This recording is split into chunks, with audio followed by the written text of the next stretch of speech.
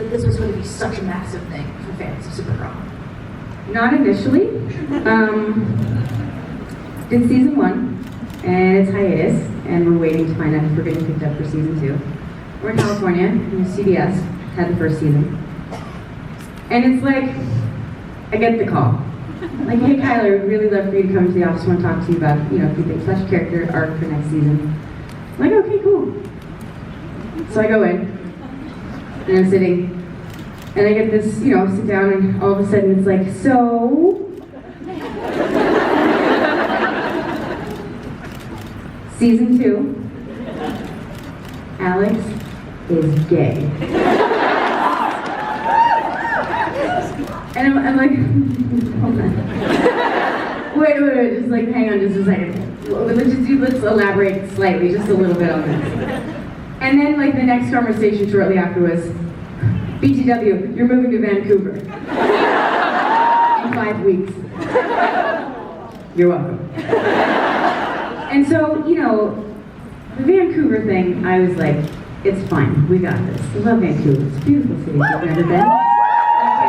Vancouver. But the lesbian thing kind of like, it sort of threw me just a little bit. I was... Didn't throw us. No.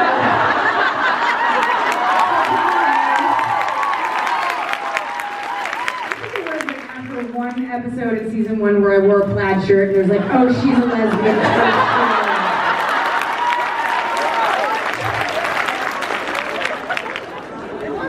So, cut to. I was told, and it was sort of, there wasn't a lot of conversation at first, because I think it was sort of like, hey, here's where we're going with this, just so you know. And then, to be continued. I was like, okay.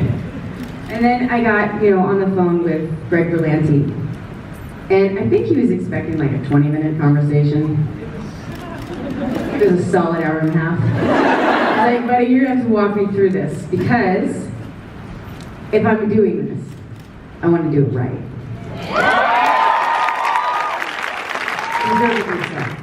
And he said to me, he did say to me, he's like, I just want you to know what we're doing and how we're going to do this.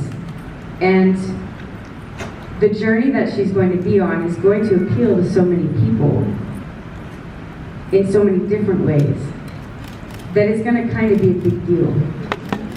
And I kind of want you to prepare yourself for that. And I was like, oh, I hope that it touches one person. And that's it.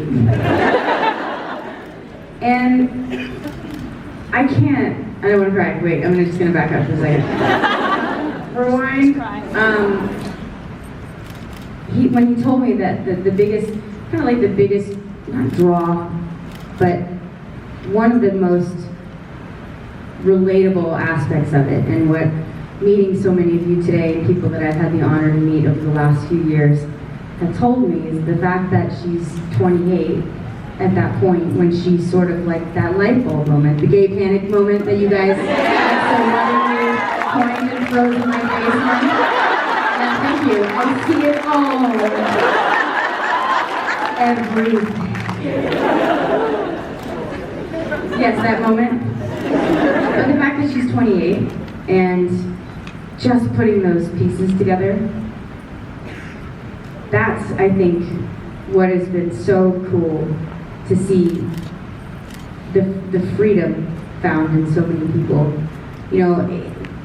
A lot of people, what they were saying is like, you have, a LGBT, character that comes onto a show or whatever it is, and a lot of them, a lot of times almost come in like established, or at least having that understanding and walking through that. But it's not the moment where you go, wait a minute, now I'm gonna put one and one together and go back and say, now it makes sense.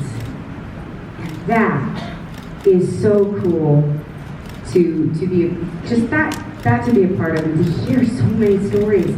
And he was telling me, so I have really long-winded answers, I hope that's okay. They're curious to you. Okay. He was telling me that, he had met a woman who was 77 that just figured it out. and had been married to a man and in love with this woman for like 40 years, but didn't understand it, didn't get it, and didn't feel okay about it. And then at 77, figured it out. And the freedom from that moment and the relationship that she went on to have with this love of her life. I mean, isn't that remarkable? And the fact that, you know, I get to just be part of the light bulb moment for so many people is incredibly, it's an honor. It really is, it's an honor. And I'm grateful, and I'm glad it appeals for me.